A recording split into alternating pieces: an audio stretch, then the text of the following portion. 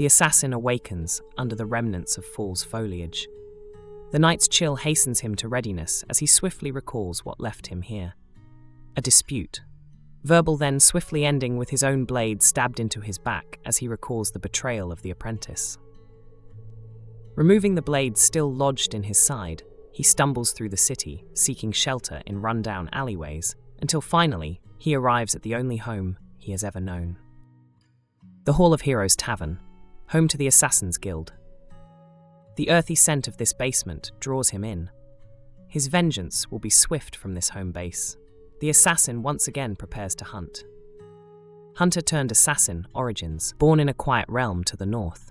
Cold, desolate, the stranger, known as the Hunter, simply sought adventure in the southern lands of the kingdom. Though self-sufficient in his ways, he found himself struggling in the city lifestyle, lost in the new world he found himself in. The bounties were few in these lands, and he found work where he could, providing support to merchant lords, ensuring the survival of their wares in this treacherous realm. Many nights spent within the tavern, quietly listening, observing the goings-on of the city, until finally, word spread of his expertise. The hunter was guided to the Hall of Heroes, a den of ill-begotten gains. It was here that his talents were brought to new use. One night, lost in an ale-induced reverie, the hunter was approached by the matron of the hall and given a proposition of employment.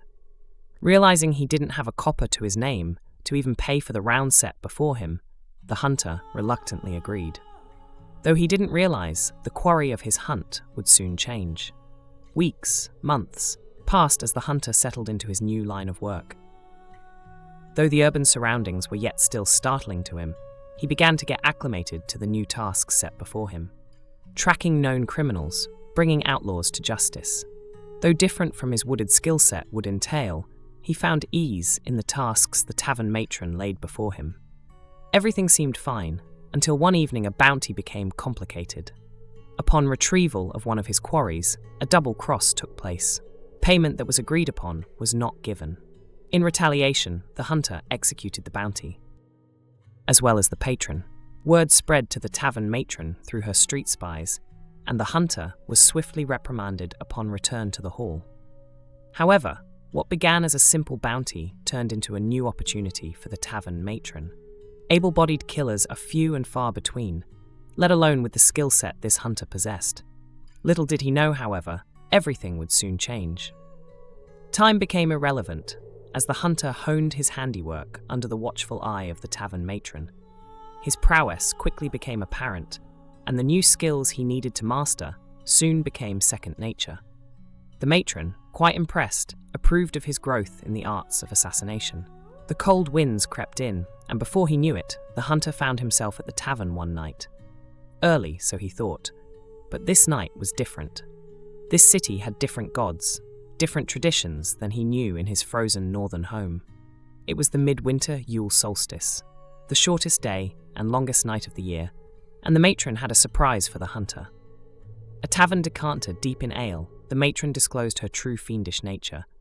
In a swirl of brimstone-scented smoke, the matron sprouted horns, revealing the truth of her suppressed demonic heritage. She bestowed upon the hunter new instruments to perfect his art. Adorned in black to thrive in the night, and with blades that could cut even the gods themselves, the hunter parted with his old self, embracing the new monster within. As the night's festivities concluded, the dark matron brought forward a traveller who had been crowned the Yule Princess and granted a single boon of favour. Strangely, the princess actually was of noble blood, estranged from her royal court in the neighbouring kingdom. Her single desire was to be granted safe passage and vengeance upon the usurper of her brother's throne.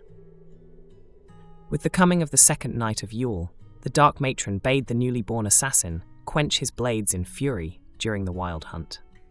Swearing the deed would be done by the rebirth of the sun on the morning after the solstice, the assassin took to horseback to exact vengeance in the name of the scorned princess.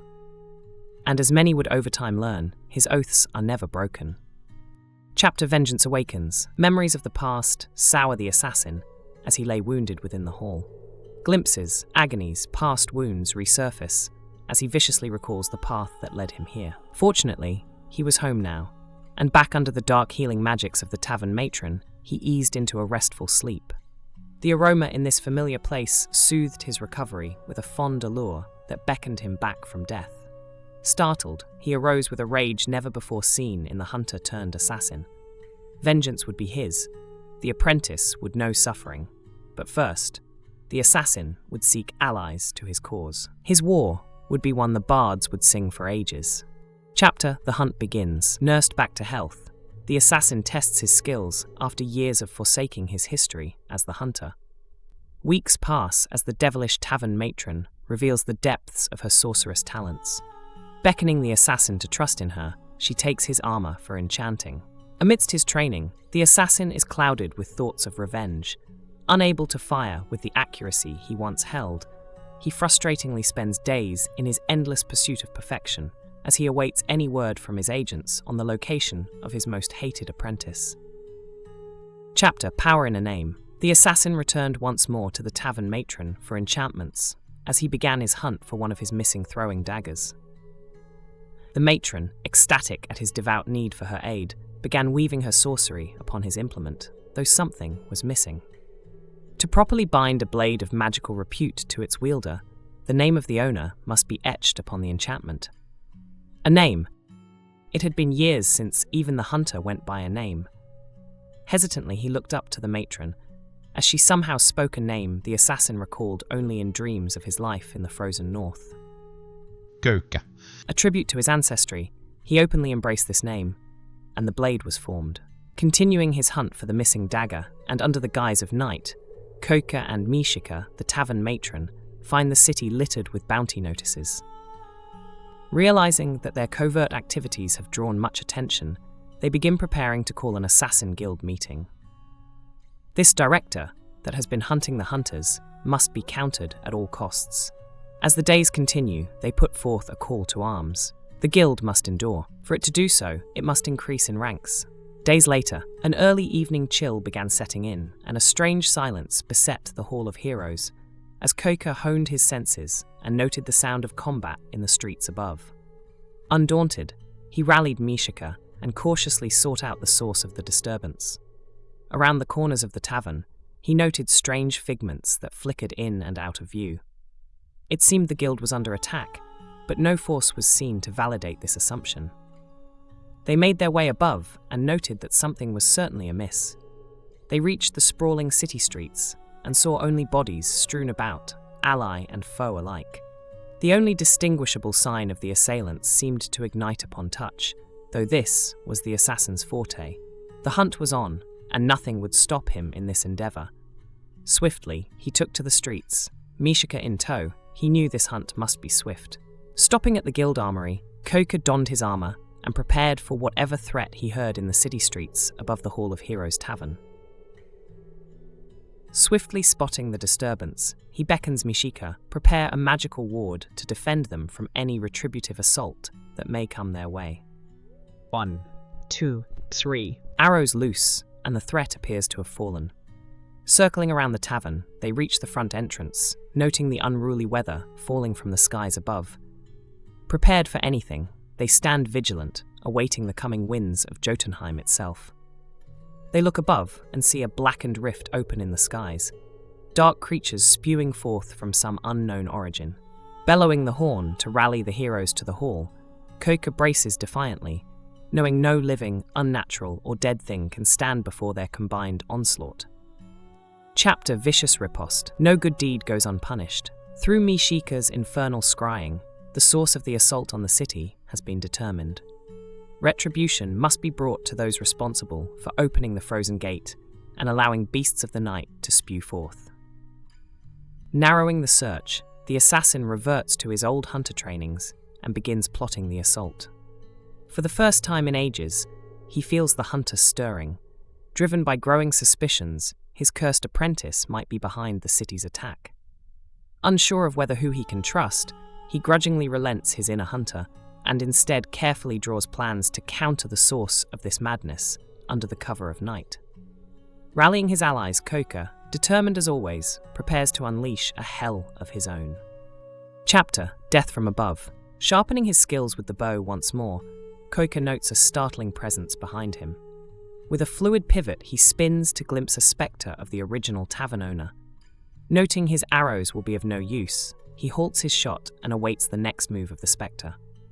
Realizing Miishika is nowhere to be found in this moment, he readies his blade, knowing it may be the only thing capable of harming the spectre, given its enchantments. Suddenly, Miishika arrives, and the conflict turns to conversing with the undead apparition. It would appear the Hall of Heroes has many secrets yet to uncover.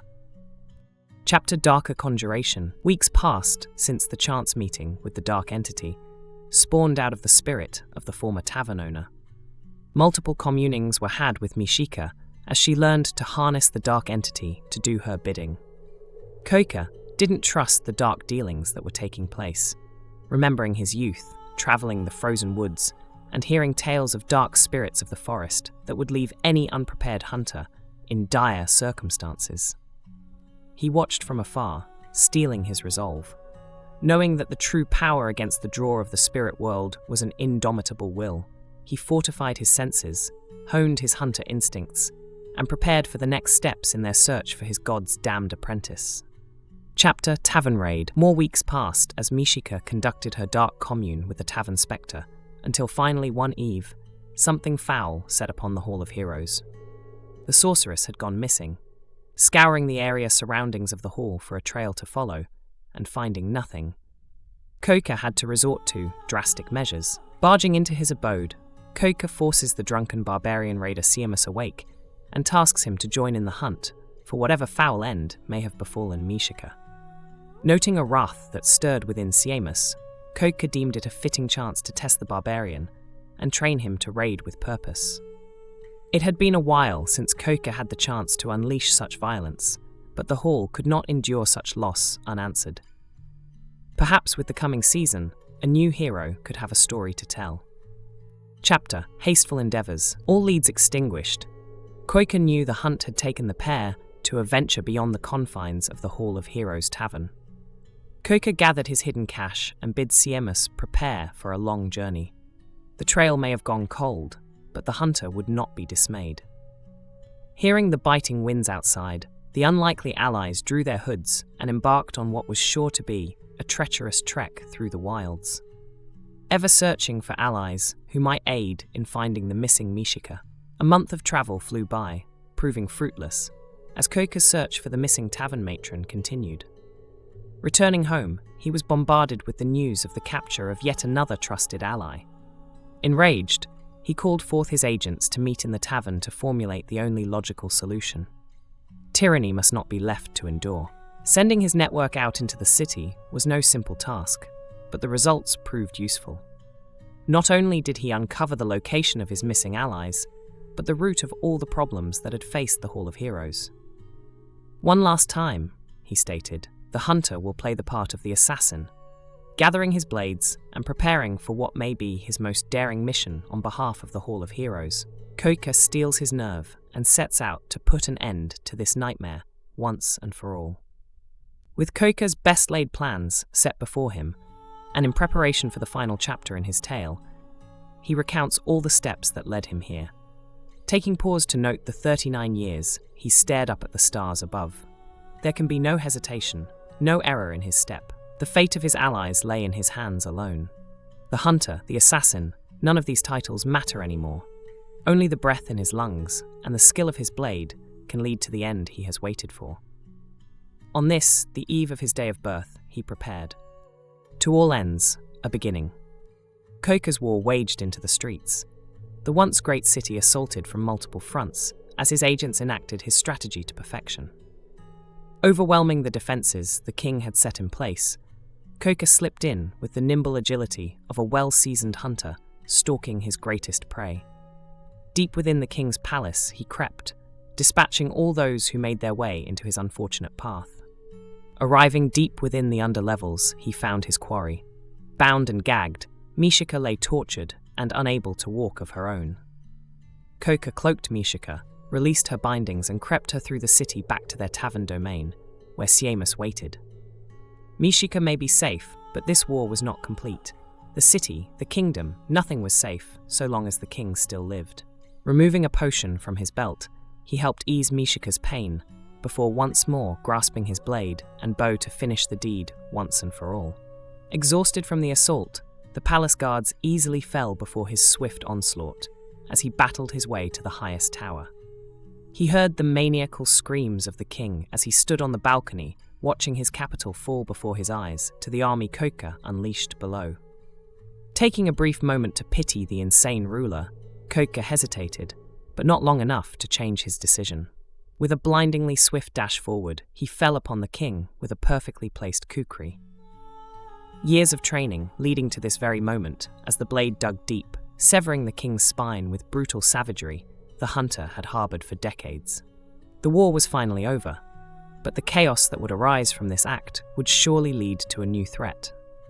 Only one thing was certain. Köykkä would face it